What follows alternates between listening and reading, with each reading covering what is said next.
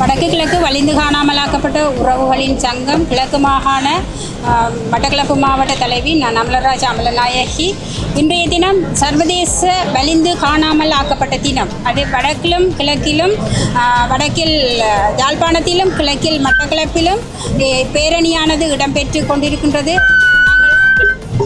ஐநா உயர்ஸ்தானியருக்கு அனுப்புவதற்காக எங்களுடைய ஊடக அறிக்கையை தற்போது வாசிக்கின்றேன். திரு உயர்ஸ்தானிகர், ஐநா மனித உரிமைகள் பேரவை உள்நாட்டு விசாரணையை பொறிமுறையை முற்றாக நிராகரித்து சர்வதேச நீதி பொறிமுறையை கோருகின்றோம். 30/8/2025 இலங்கையின் வடக்கு மற்றும் கிழக்கில் வலிந்து காணாமல் ஆக்கப்பட்டவர்களின் உறவினர்களாகிய நாம் உலகளவில் அதிக எண்ணிக்கையிலான காணாமல் போனவர்களை கொண்ட ஒரு நாட்டின் நீதிக்கான எங்கள் போராட்டத்தில் உறுதியாக இருந்து வருகின்றோம். இந்த சர்வதேச காணாமல் ஆக்கப்பட்டோர் தினத்தில் நீதியை நிலைநாட்டுமாறு சர்வதேச சமூகத்தை மீண்டும் ஒருமுறை கோருகின்றோம். வலிந்து காணாமல் ஆக்கப்படுதல் என்பது உலகளவில் ஜனநாயக மனித உரிமைகள் மற்றும் முழு மக்களுக்கும் எதிரான ஒரு ஆயுதமாக பயன்படுத்தப்பட்டு வருவதாக ஐக்கிய நாடுகள் சபை வலியுறுத்துகின்றது. முதலாம் உலகப்போர் மற்றும் இரண்டாம் உலகப்போரின் போது தோன்றிய பலவந்தமாக காணாமல் ஆக்கப்படுதல் இலங்கை போன்ற நாடுகளில் உள்ள சமூகங்களை இலக்கு வைத்து இன ஒடுக்குமுறையின் கருவியாக மாறியுள்ளன.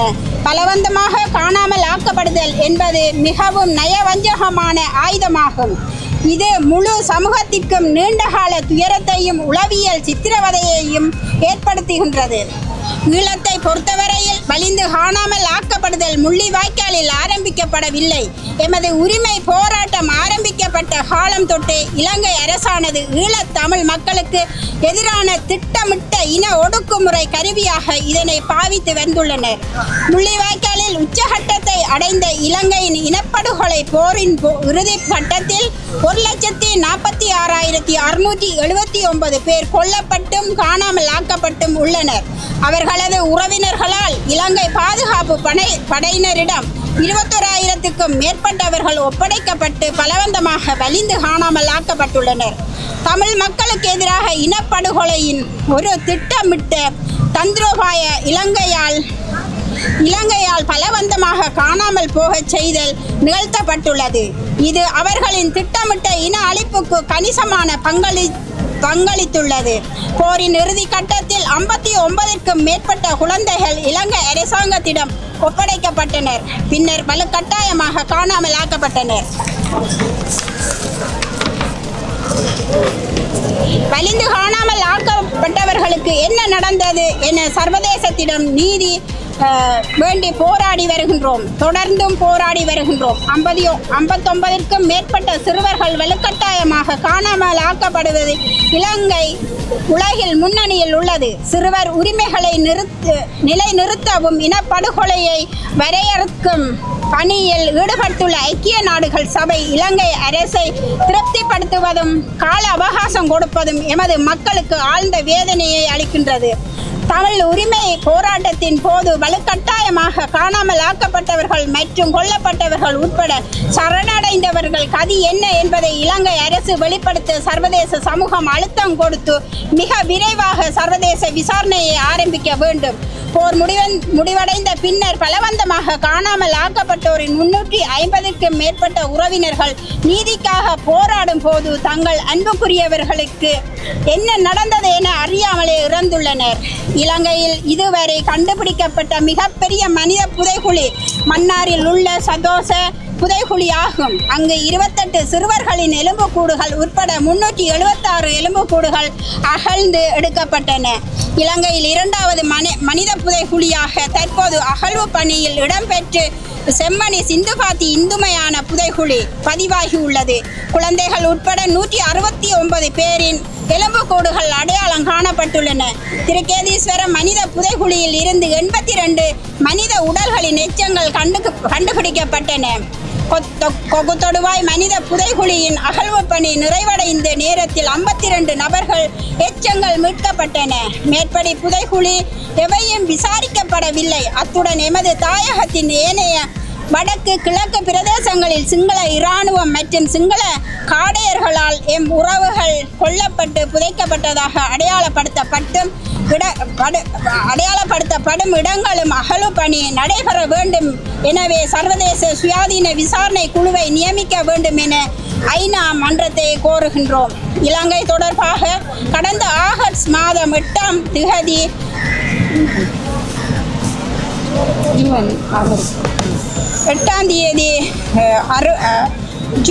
UN 60 கீழ் ஒன்று இலக்கமிடப்பட்ட தங்களது அறிக்கையின் இடம்பெற்ற மனித உரிமை மீறல்கள் தொடர்பாக சில அடிப்படை பிரச்சனைகளை குறிப்பிட்டுள்ளது.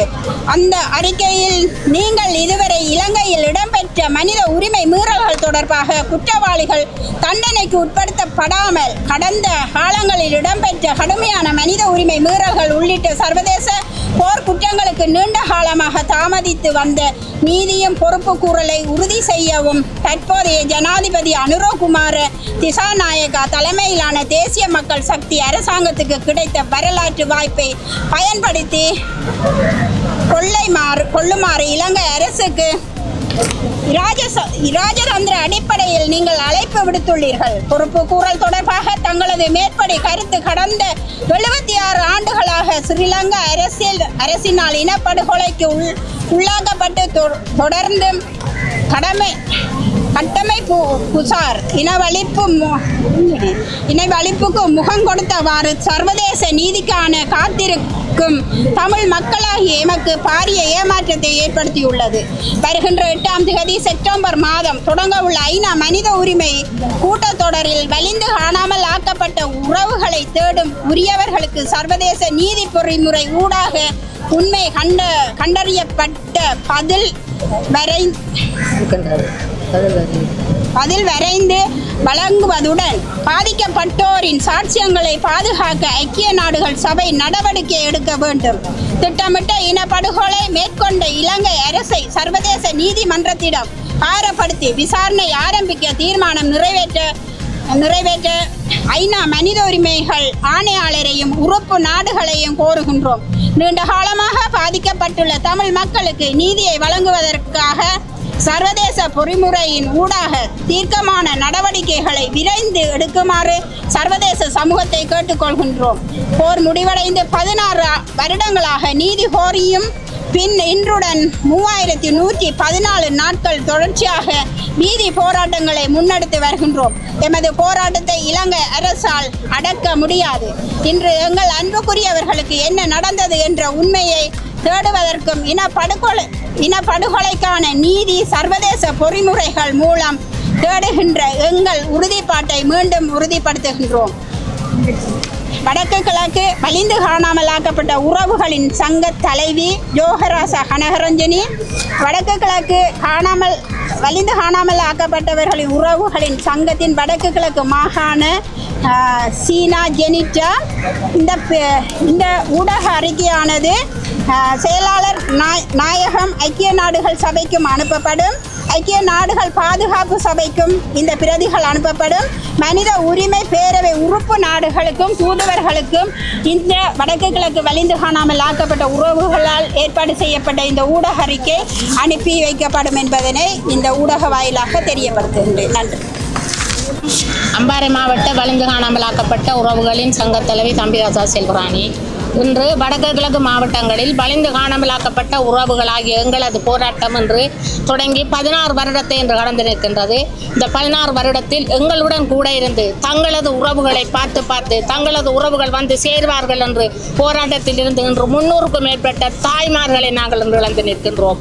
இன்று எங்களுக்கு பல ஜனாதிபதிகள் மாறி வந்தாலும், எந்த ஜனாதிபதி மாறி வந்தாலும் எங்களது நீதிக்கான போராட்டம் என்பது சர்வதேசத்தை நோக்கிய பயணம் என்பதை நாங்கள் தெளிவாக கூறி நிற்கின்றோம். இன்று எவ்வளவோ ஜனாதிபதிகள் மாறி வந்து எங்களை உள்ளக பொறிமுறைகள் தள்ள பார்த்தார்கள்.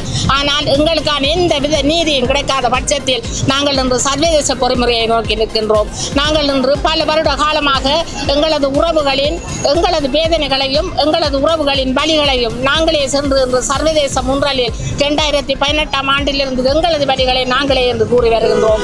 இன்று அண்மையில் இந்த மாதம் நடக்க இருக்கும் இந்த சர்வதேச ஐநா தொடரில் எங்களுக்கான நீதியை தேடி எங்களுக்கான உறவுகளுக்கான நீதி கிடைக்க வேண்டும் என்று இங்கு எல்லோரும் தோள் கொடுத்து எங்களுக்காக குரல் கொடுக்க முன்பாருங்கள் என்று உலக நாட்டுடன் எங்கள் நாடுகளை நாங்கள் கேட்டு நிற்கின்றோம்.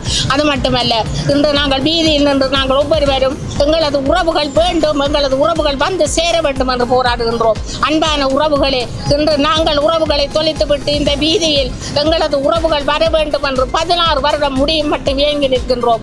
ஆனால் நீங்கள் உங்களது உறவுகளை தொலைக்க கூடாது, உங்களது உறவுகள் பாதுகாக்கப்பட வேண்டும் என்றால் எங்களது உறவுகளுக்கான இந்த நீதிக்கான போராட்டத்தில் எங்களுடன் வந்து சேருங்கள், எங்களுக்காக இந்த குரல் கொடுங்கள். உங்களது உறவுகள் பாதுகாக்கப்படும், எங்களுக்கான நீதி கிடைக்க வேண்டும். நாங்கள் ஒவ்வொரு உறவுகளையும் உயிருடன் தான் ஒப்படைத்தோம். நாங்கள் யாரையும் உயிரற்ற பொருளாக ஒப்படைக்கவில்லை. உயிருடன் ஒப்படைத்த எங்களது உறவுகள் எங்கே என்றுதான் நாங்கள் இன்று கேட்டு நிற்கின்றோம். ஆகவே எங்களது உறவுகளுக்கு என்ன நடந்தது என்ற உண்மை தெரியும் மட்டும், எங்களுக்கான நீதி கிடைக்கும் மட்டும், நாங்கள் சர்வதேசத்தை நோக்கி எங்களது வெற்றி பாதையை எடுத்து செல்லும் மட்டும் எங்களுக்காக எல்லோரும் தோள் கொடுக்க முன்வாருங்கள் என்று கேட்டு நிற்கின்றேன். நன்றி, வணக்கம். எனது பேர் செபஸ்டியன் தேவி. நான் திருகோணமலை மாவட்டம் வலிந்து காணாமாக்கப்பட்ட சங்கத்தின் தலைவி. நாங்கள் இன்று சர்வதேச காணாமாக்கப்பட்ட தினத்தை 3 மாவட்டங்களும் சேர்ந்து இன்றைக்கு மட்டக்களப்பில் நாங்கள் அனுசரிக்கின்றோம். இப்போராட்டத்தில் நாங்கள் வருகை தந்த பொழுதும் சில அச்சுறுத்தலுக்கு உள்வாகிறோம். எங்களுடைய பேருந்து வரும் பொழுது அவர்களால் புலனாய்வுத்துறையினால் அச்சுறுத்தல் செய்து எங்களுடைய பஸ்ஸுகளுக்கு அந்த உரிமை பத்திரங்களை தராமல் இழுத்தடித்து தந்தவர்கள். நேற்று இரவு அவர்கள் தாய்மார்கள வீட்டுகளிலும் போய் அவங்களை கடுமையாக அச்சுறுத்தப்பட்டிருக்கள். அதே மாதிரி என்னோட வீடுக்கும் விடியப்புறம் 4 மணிக்கு வந்து என்னை கதவை தட்டி கூப்பிட்டு எனக்கு என்னுடைய கணக்க கலந்துரையால் செய்தவங்க. நான் அதை மறுதளித்து தான் இங்கு வந்தேன்.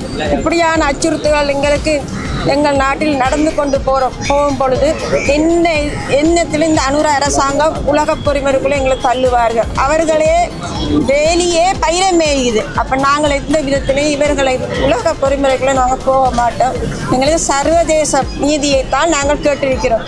எங்களுக்கான ஒரு துளி அளவு கூட இவர் இதுவரை செய்ததில்லை. நாங்கள் அரசுக்கு வந்த நாள் தொட்டு இதுவரை நாங்கள் எங்களோட கோரிக்கையை நாங்கள் கத்திக்கொண்டு தான் இருக்கிறோம் ஒழிய அவர எந்த ஒரு கோரிக்கையும் அவர் எங்களுக்கு தந்ததில்லை. ஆனபடியாக இவர்கள பொறிமுறையை நாங்கள் ஒரு கோலும் நம்ப மாட்டோம்.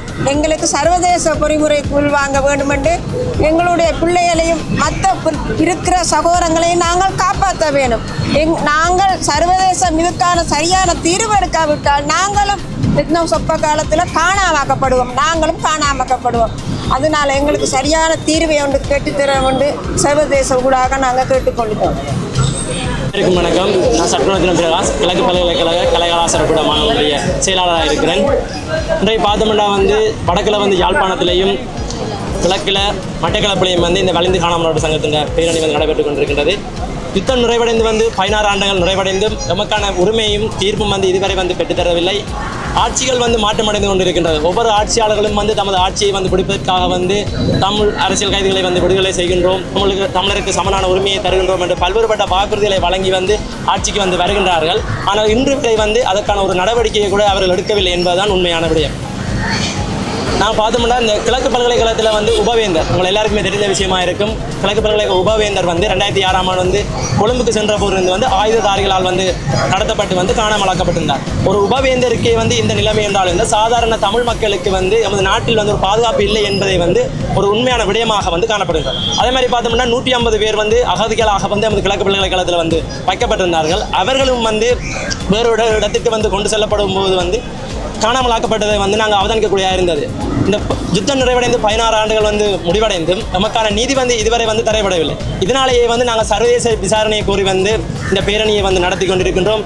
ஆகவே இந்த ஐக்கிய நாடுகள் சபை எமது நியாயமான உரிமையை கேட்டு இதற்கான ஒரு தீர்வை தருமாறு தாழ்மையிடம் கேட்டுக்கொள்கிறோம். வணக்கம். இன்றைய நாள் சர்வதேச வலிந்து காணாமல் ஆக்கப்பட்ட தினத்தை முன்னிட்டு மட்டக்களப்பு மாவட்டத்தில் அம்பாறை, மட்டக்களப்பு, திருகோணமலை போன்ற மாவட்டங்களில் இருந்து எமது பாதிக்கப்பட்ட மக்களும் எமது பொதுமக்களும் இந்த கவனஈர்ப்பு பேரணியில் பங்கு பெற்றி இன்றைய நாள் ஒரு சர்வதேச உலகத்திற்கு எமக்கான நீதி 17 வருட காலங்கள் கடந்த நிலையிலும் எமக்கான நீதி பெறவில்லை என்பதனை சர்வதேச உலகத்துக்கு அறியப்படுத்தி உள்ளார்கள் என்பதனை நான் இந்த இடத்தில் கூறிக்கொள்ள வேண்டும். நாங்கள் 17 வருடங்களாக உள்ளக பொறிமுறையின் ஊடாக நாங்கள் சிக்கி தவித்து எமக்கான எந்த ஒரு நீதியும் கிடைக்காத பட்சத்தில் தான் நாங்கள் சர்வதேச நீதி பொறிமுறையை நாடியிருந்தோம். ஆனால் தற்போது உள்ள ஐநா மனித உரிமை ஆணையாளரின் செயற்பாடுகள் எங்களுக்கு சரியான ஒரு மனவேதனையை தந்திருக்கின்றது. காரணம், அவர் உள்ள இந்த அரசுக்கும் ஒரு கால அவகாசத்தை கொடுத்து உள்ளக பொறிமுறையின் ஊடாக இந்த மக்களுக்கு ஒரு தீர்வினை கிடைக்கட்டும் என்ற ஒரு போக்கில் அவர் ஒரு அறிக்கையை வெளியிட்டிருக்கார். இப்போ எதிர்வரும் செப்டம்பர் மாதம், இந்த வருகின்ற மாதம் 8ஆம் தேதி ஐநா கூட்டத்தொடர் தொடங்க இருக்கின்றது.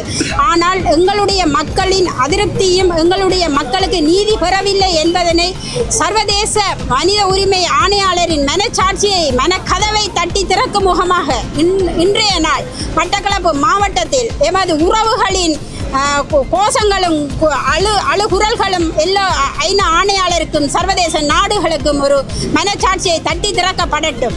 ஏனென்று சொன்னால் இந்த ஜனாதிபதி ஒரு ஒரு ஒரு ஒரு தந்த ஆட்சியை நல்லொரு ஆட்சியாக காட்டிக்கொள்ளும் முகமாக ஒரு கபட நாடகத்தை இந்த ஐநா அமர்வில் காட்டிக்கொள்வதற்காகவும் இந்த செப்டம்பர் மாதம் அவருக்கான ஒரு கால அவகாசத்தை எடுத்துக்கொள்வதற்காகவும் தற்போதைய ஜனாதிபதி ஒரு நல்ல ஒரு நாடகத்தை நடத்தி கொண்டிருக்கின்றார். ஆனால் இந்த செப்டம்பர் மாதம் அவருக்கான ஒரு கால அவகாசத்தை கொடுத்த பிறகு அவருடைய சுயரூபம் வெளியில வரும். அவர் ஆட்சிக்கு வரும்போது எமக்கான நீதியை பெற்று தருவோம் என்று தான் சொல்லி இருந்தார்.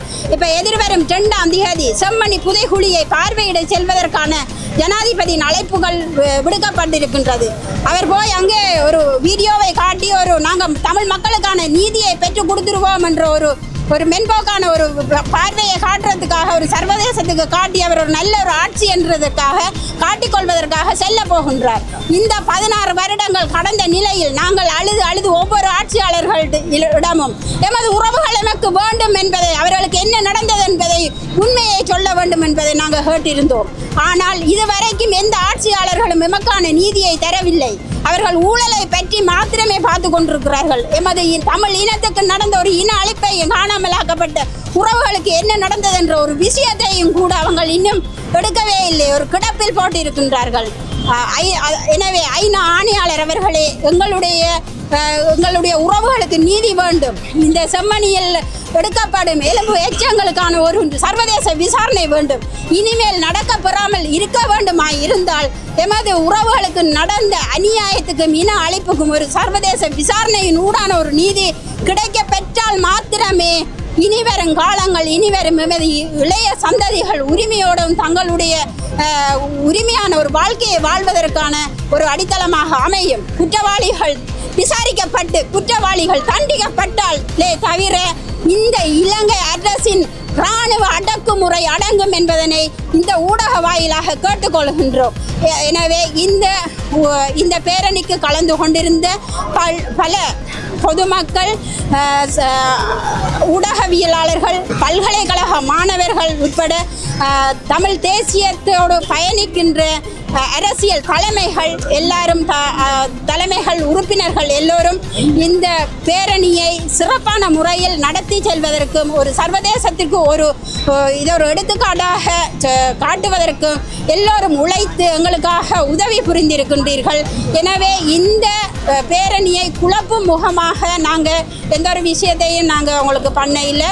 இந்த பேரணியின் ஒரு சரியான ஒரு நேர்த்தியாக வர வேணும் என்பதற்காகத்தான் சில உங்களுக்கான கொஞ்சம் பின்னுக்கு வாங்க, குழப்ப வேணாம் என்று சொல்லியிருப்பேன். அந்த விஷயங்களை நீங்கள் மனதில் எவரும் எடுத்துக்கொள்ள வேண்டாம். இந்த விடயங்கள் சர்வதேசத்தின் ஒரு பாரிய அழுத்தத்தை கொடுக்க வேண்டிய ஒரு நாள். அதற்காகத்தான் நாங்கள் இந்த இடத்தில் கொஞ்சம் அந்த பேரணியை ஒழுங்குபடுத்தி கொண்டிருந்த நாங்கள். எனவே எல்லாருக்கும் இந்த ஒத்துழைப்புக்கும் நமக்கான ஒரு நீதி கிடைக்கும் வரை உங்களுடைய ஆதரவும் ஒத்துழைப்பும் வேண்டும் என்பதனை இந்த நேரத்தில் உங்களுக்கு கையெடுத்து கும்பிட்டு நன்றி சொல்ல கடமைப்பட்டுள்ளோம். எனவே அனைவரும் ஒத்துழைப்புக்கு நன்றிகள். இன்றைய தினமான 30/8/2025 அன்று சர்வதேச வலிந்து காணாமல் ஆக்கப்பட்ட உறவுகளுக்கான நினைவு கூறுகின்ற ஒரு தினமாக அமைந்திருக்கின்றது. அந்த வகையில் அமைந்திருந்தது 16 ஆண்டுகள் கடந்திருக்கின்றது.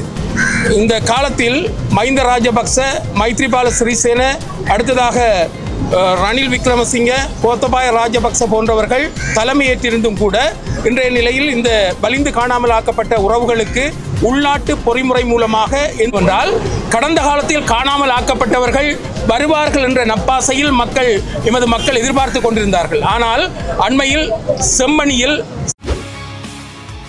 செய்திகளை உடனுக்குடன் தெரிந்து கொள்ள உடனே சப்ஸ்கிரைப் பண்ணுங்க.